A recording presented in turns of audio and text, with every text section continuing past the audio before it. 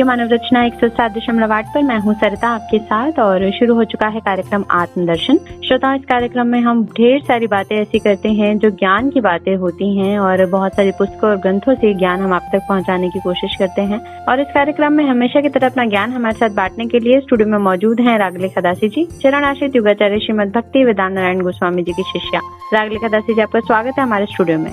हरे कृष्ण जी। तो श्रोताओं, आजकल इस कार्यक्रम में हम बात कर रहे हैं श्री रामचरितमानस के बारे में, जिसे लिखा है तुलसीदास जी ने, और इसका तीसरा अध्याय जो है वो हमने प्रारंभ कर दिया था। अरण्य कांड के अंतर्गत हम जान रहे थे रागलेखा दासी जी से कि किस तरह से सीता जी का जो है हरण हो चुका है और रावण उनको लेके चले गए हैं और अब व्याकुल हैं राम और लक्ष्मण सीता जी को कुटिया में ना पाकर। तो इस कथा को आगे सुनते हैं रागलेखा दासी जी से। जी। तो श्री राम जी व्याकुल होके कह रहे हैं, हे खग, हे मृग, हे मधुकर्षिणी, तुम देखी क्या सीता मृग नैनी। हे पक्षियों, हे पशुओं, हे भौरों की पंक्तियों, तुमने कहीं मृग नैनी सीता को देखा है। आगे जाने पर उन्हें वृद्ध पति मिताई को पड़ा देखा तो वे राम जी के चरणों का स्मरण कर रहा था। श्री रघुवीर ने उनके कर कमल से उसके सिर पर स्पर्श किया, उससे सिर पर कर कमल फेर दिया। शोभा राम श्री राम जी का परम सुंदर मुख देख के उसकी सब पीड़ा जाती रही। उन्होंने कहा, हे नाथ, रावण ने मेरी ये दशा की है, उसी दुष्ट ने जानकी जी को हर दिया है। ये गोसाई वे हमें लेकर दक्षिण दिशा की ओर गया है। सीता जी कुरेरी पक्षी के भांति विलाप कर रही थी। हे प्रभु, मैंने आपके दर्शनों के लिए प्राण रोक रखे हैं, कृपा निदान, अब ये चलना ही चाहते हैं।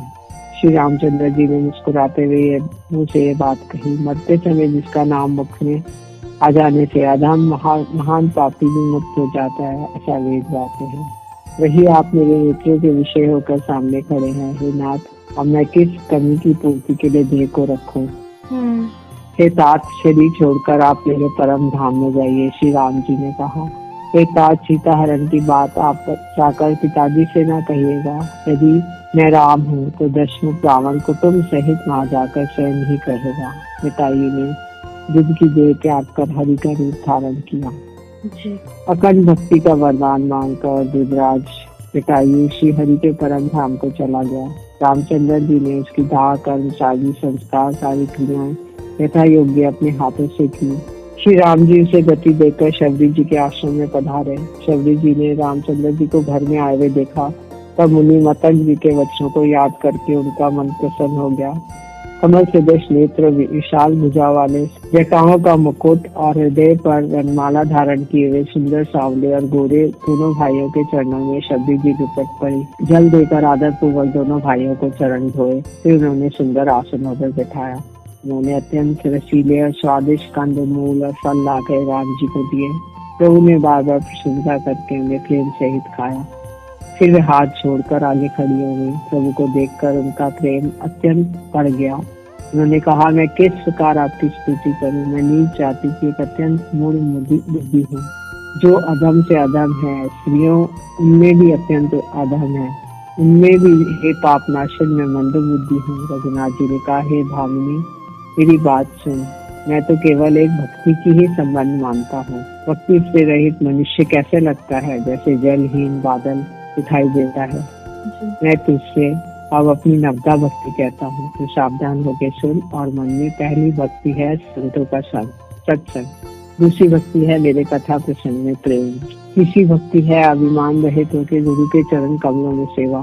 चौथी भक्ति यह है कि कपट छोड़कर मेरे गुण समूहों का गान करे, मेरे राम नाम मंत्र का जाप और मुझ में दृढ़ विश्वास। ये पांचवी भक्ति है जो वेदों में प्रसिद्ध है। छठी भक्ति है इंद्रियों का निग्रह, शील, सब अच्छा स्वभाव या चरित्र, बहुत कार्यों से वैराग्य और निरंतर सत्पुरुषों के धर्म में लगे रहना।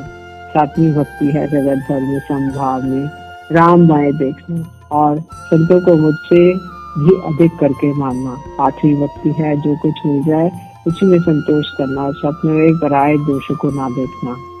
नवी भक्ति है सरलता और सबके साथ कपट रहित बर्ताव करना, हृदय में मेरा भरोसा रखना और किसी भी अवस्था में हर्ष, धैर्य, विषाद का ना होना। नवों में से जिनके एक भी होती है, वह स्त्री पुरुष जड़ चेतन कोई भी हो। हे भामिनी, अब यदि तू गदगामिनी जानकी की कुछ खबर जानती है तो बता। सभी ने तो हे देव, हे रघुवीर, वह सब हाल बतावेगा और हे धीर बुद्धि, आप सब जानते हुए भी मुझसे पूछते हैं। सब कथा कहकर भगवान के मुख का दर्शन करके हृदय में उनके चरण कमलों का धारण कर लिया और जो अग्नि से देह को त्याग कर जलाकर वह उस दुर्लभ हरि पद में लीन हो गई जहाँ से लौटना नहीं होता, जो नीच जाति की और पापों की जन्मभूमि थी। ऐसी स्त्री को भी जिन्होंने मुक्त कर दिया। अहो महादुर्बुद्धिमान, ऐसे तू प्रभु को भूलकर सुख चाहता है। लक्ष्मण जी कह रहे हैं, हे लक्ष्मण, कामदेव की सेना को देखकर बड़े धीर बने रहते हैं। इस कामदेव के एक स्त्री का बड़ा भारी बल है, उससे जो बच जाए वही श्रेष्ठ होता है। काम, क्रोध, लोभ, ये तीन अत्यंत प्रबल दुष्ट हैं। लोभ की इच्छा दम का बल है, काम को केवल स्त्री का बल है और क्रोध को कठोर वचनों का बल है। हे उमा, शिव जी कह रहे हैं, मैं तुम्हें अपना अनुभव बताता हूँ। हरि का भजन ही सत्य है। ये सत्य जगत तो सपने की भांति है। मैं रामचंद्र जी पंपा से नामक सरोवर, सुंदर गहरे सरोवर के तीर पर गए। श्री राम जी ने अत्यंत सुंदर तालाब देखकर स्नान किया और परम सुख पाया। एक सुंदर उत्तम वृक्ष की छाया देखकर राम जी छोटे भाई लक्ष्मण सहित बैठ गए। फिर वहां सब देवता और मुनि आए, स्तुति करके अपने अपने धाम को चले गए। तो पालू श्री राम जी परम प्रसन्न बैठे हुए छोटे भाई लक्ष्मण जी से रसीदी कथाएं कह रहे हैं। यदि भी प्रभु के अनेक नाम हैं, वेद कहते हैं कि वे सब एक से एक बढ़ चढ़ कर है। तो भी हे नाथ, राम नाम सतनाम से बढ़कर है और पाप रूपी पक्षियों के समूह के लिए वे बधिक के समान है। जी। तब मैं विवाह करना चाहता था। हे प्रभु, आपने मुझे किस कारण विवाह नहीं करने दिया? वो पूछ रहे, नारद जी पूछ रहे। तो बोले, हे मुनि सुनो, मैं तुम्हें हर्ष के साथ कहता हूँ कि जो समस्त आशा भरोसा छोड़कर केवल मुझको ही भजते हैं, मैं सदा उनकी वैसे ही रखवाली करता हूँ जैसे माता बालक की रक्षा करती है। छोटा बच्चा जब दौड़कर आग और सांप को पकड़ने जाता है तो वह माता उसे अलग करके बचा लेती है। तो हे मुनि सुनो, पुराण वेद संत कहते हैं कि मोह रूपी वन के लिए स्त्री वसंत ऋतु के समान है। जब तब नियम रूपी संपूर्ण जल के स्थानों को श्री ग्रीष्म रूपी होकर सर्वथा सौंप लेती है। काम, क्रोध, मोह, मत आदि मेंढक है। इनको वर्षा ऋतु होकर हर्ष प्रदान करने वाली एकमात्र ही स्त्री है। बुरी वासनाएं कुमुदों के समूह है। उनको सदैव सुख देने वाली ये शरद ऋतु है।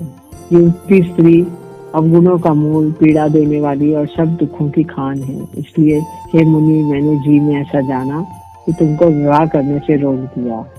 श्री रामचंद्र जी नारद जी से कह रहे हैं, क्योंकि उन्होंने उनको विवाह नहीं करने दिया, उनको बंदर का मुख दे दिया। तो इसलिए नारद जी उनसे जिज्ञासा कर रहे हैं कि क्यों ऐसा आपने किया। तो कह रहे हैं कि रघुनाथ जी ने सुंदर वचन सुन के मुनि का शरीर पुलकित हो गया और नेत्रों से प्रेमाश्रु की जल धारा बह गई और मनी मन कहने लगे, कहो तो किस प्रभु की ऐसी रीति है इसका सेवक पर इतना ममत्व और प्रेम हो। जो लोग रावण के शत्रु राम जी का पवित्र यश गाएंगे और सुनेंगे, वे वैराग्य, जप और योग के बिना ही राम जी के दृढ़ भक्ति पाएंगे। युवती स्त्रियों का शरीर दीपक की लौ के समान है। हे मन, तू उसका पतंगा न बन। काम और मत छोड़ के रामचंद्र जी का भजन कर और सदा सत्संग कर। इसी के साथ अरण्य कांड यहाँ पर समाप्त होता है। जी, तो श्रोताओं, अरण्य कांड का समापन यहाँ पर हो गया है। आगे किष्किंधा कांड जो है इसका प्रारंभ होगा, उसके विषय में भी हम जानेंगे अभी। लेकिन अभी सुनते हैं एक प्यारा सा भजन, फिर लौट कर आते हैं। आप सुनते रहिए रेडियो मानव रचना 107.8 पर कार्यक्रम आत्मदर्शन। Feel good, feel live.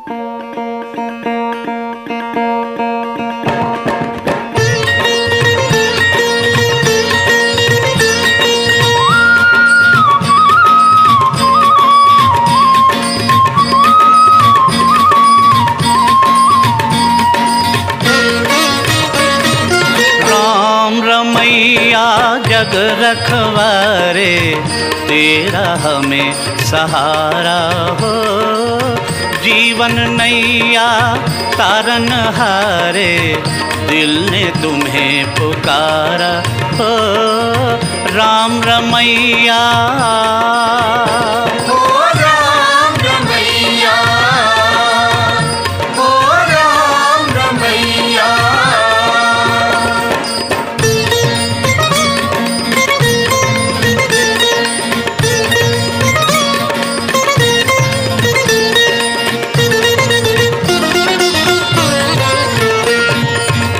गणिका गीध Ajamil तारे, तारा सदन कसाई।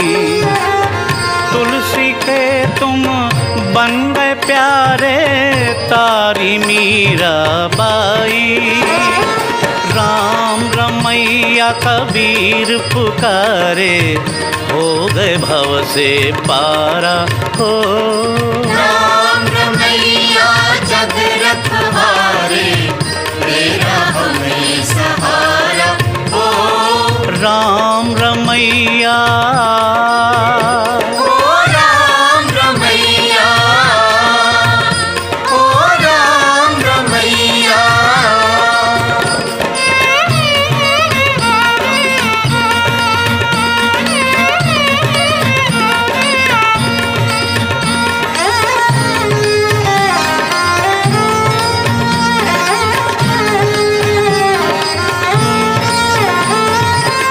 जब हम अंश सनातन तेरे, क्यों दूरी ये लागे।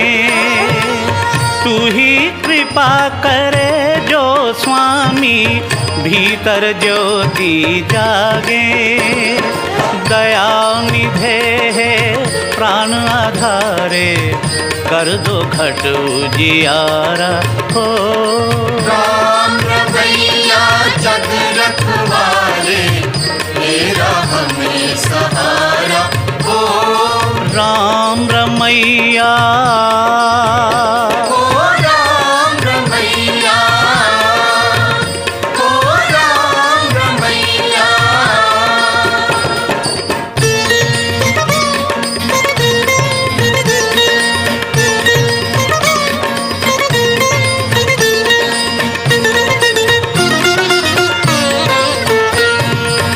द्वारे तेरे आन पड़े हैं, छोड़ कहाँ अब जाएं। तुम सदाता तारनहारा, और कहाँ हम पाएं।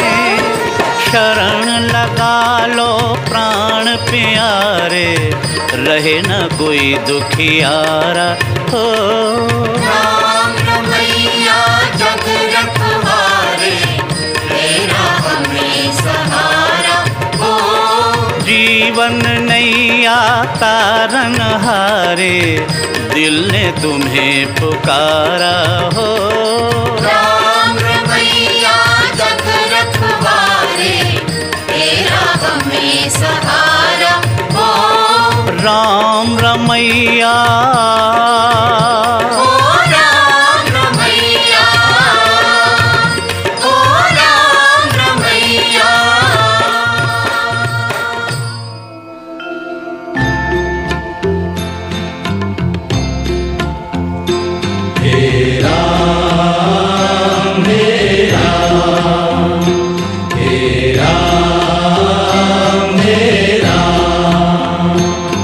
स्वागत है श्रोताओं आप सभी का एक बार फिर रेडियो मानव रचना 107.8 पर। मैं हूँ सरिता आपके साथ, और कार्यक्रम आत्मदर्शन के अंतर्गत श्री रामचरितमानस का वर्णन चल रहा है।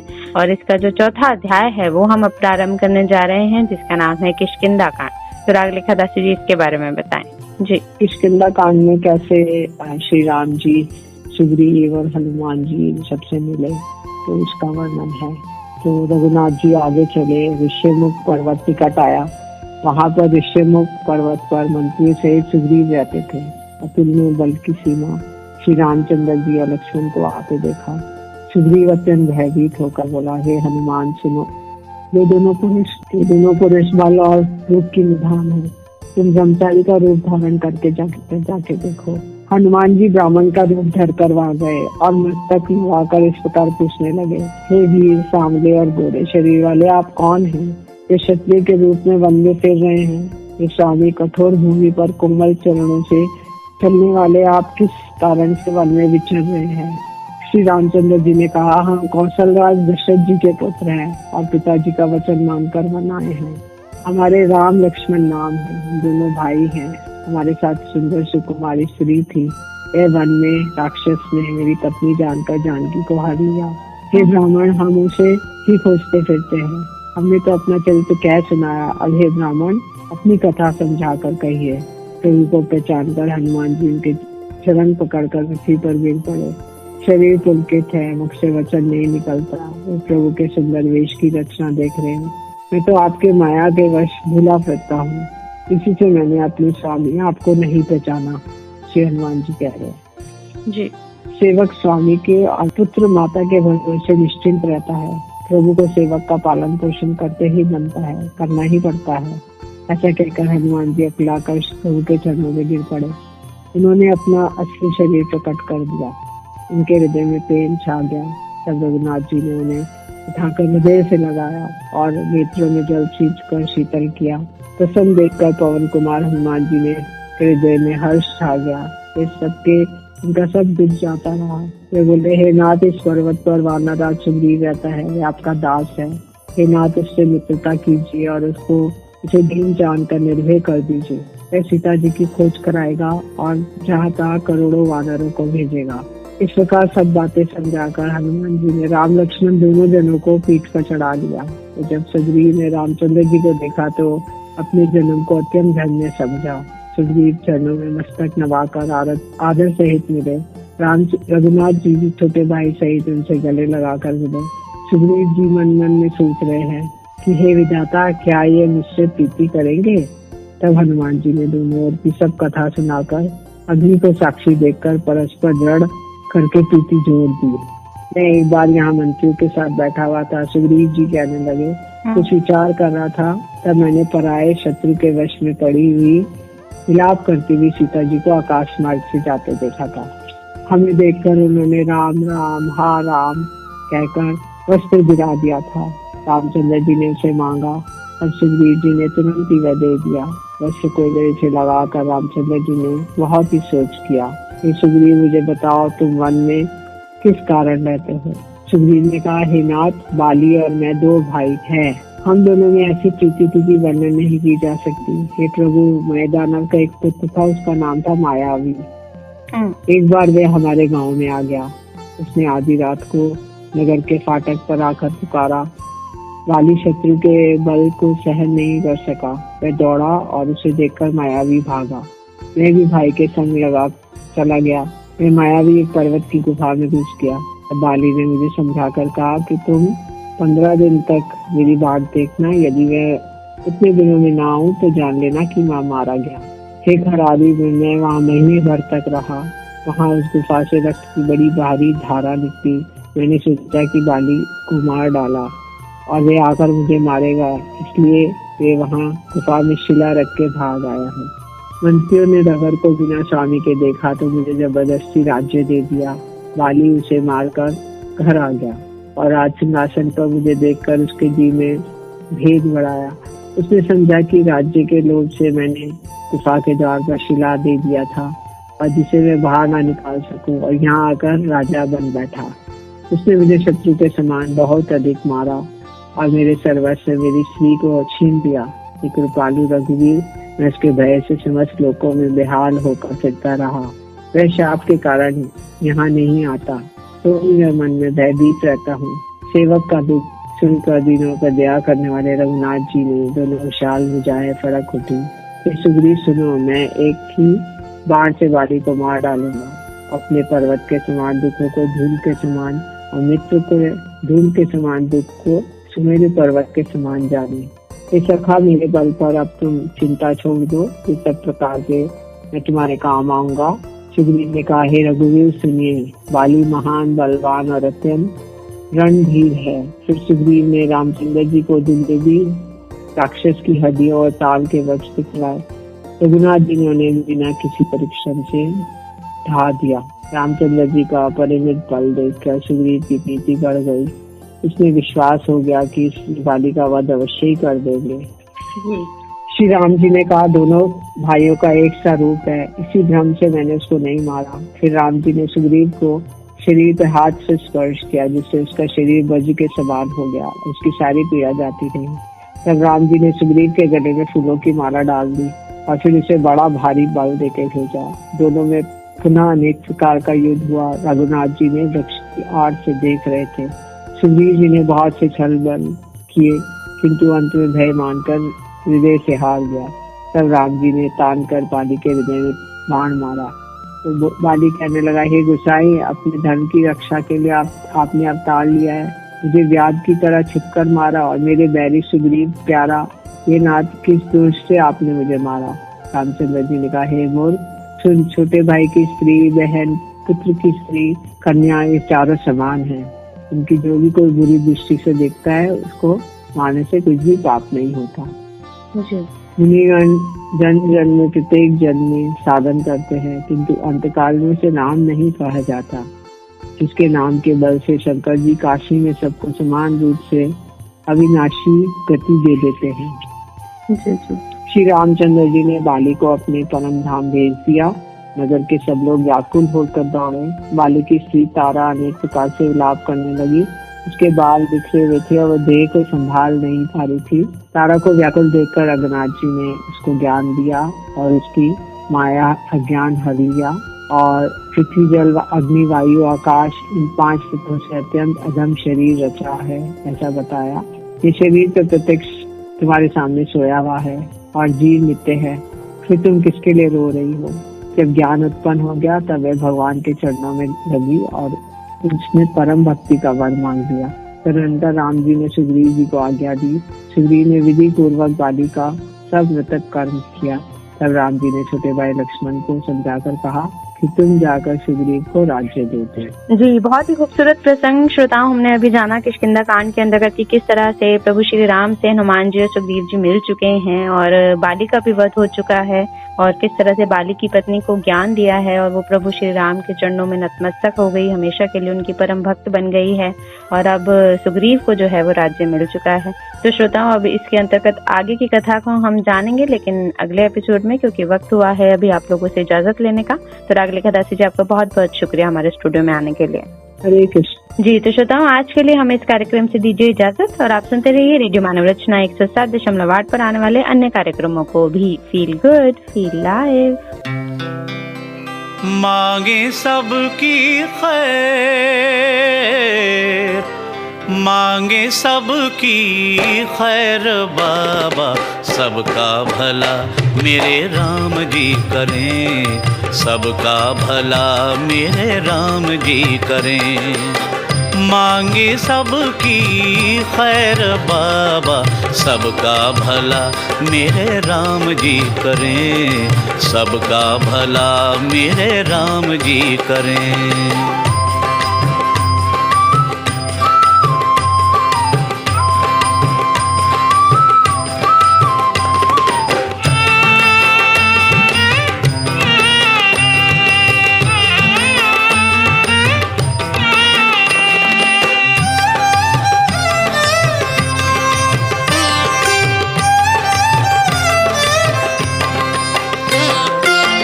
एक राम की सारी राया, एक हवा और पानी, एक हवा और पानी, एक ही जोत जले सब ही में, क्यों नहीं सोचे प्राणी, क्यों नहीं सोचे प्राणी।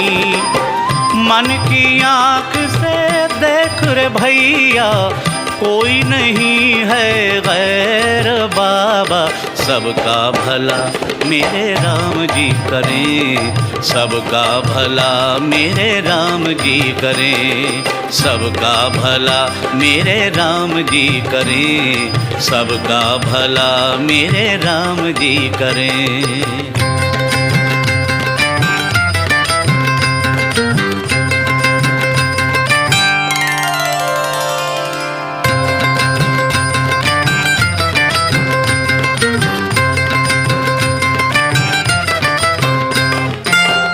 चार दिनों के जीवन को तू रंग ले प्यार के रंग में, रंग ले प्यार के रंग में।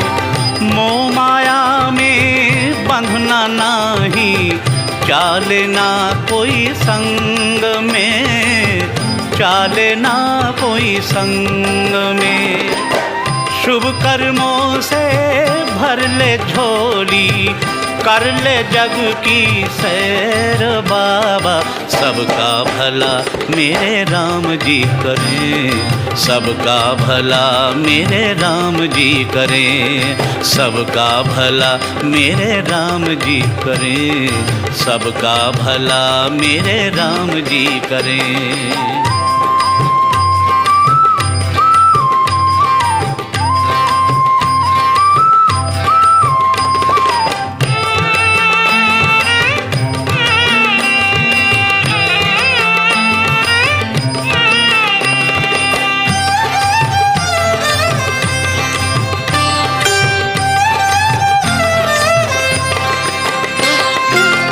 राम है दाता सारे जग का, उसकी देन है भारी, उसकी देन है भारी।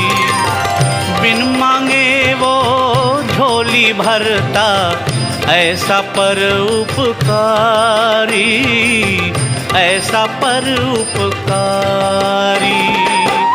उसके नाम का सिमरन करके भव सागर से तैर बाबा, सबका भला मेरे राम जी करें, सबका भला मेरे राम जी करें। मांगे सबकी खैर, मांगे सबकी खैर बाबा, सबका भला मेरे राम जी करें, सबका भला मेरे राम जी करें, सबका भला मेरे राम जी करें, सबका भला।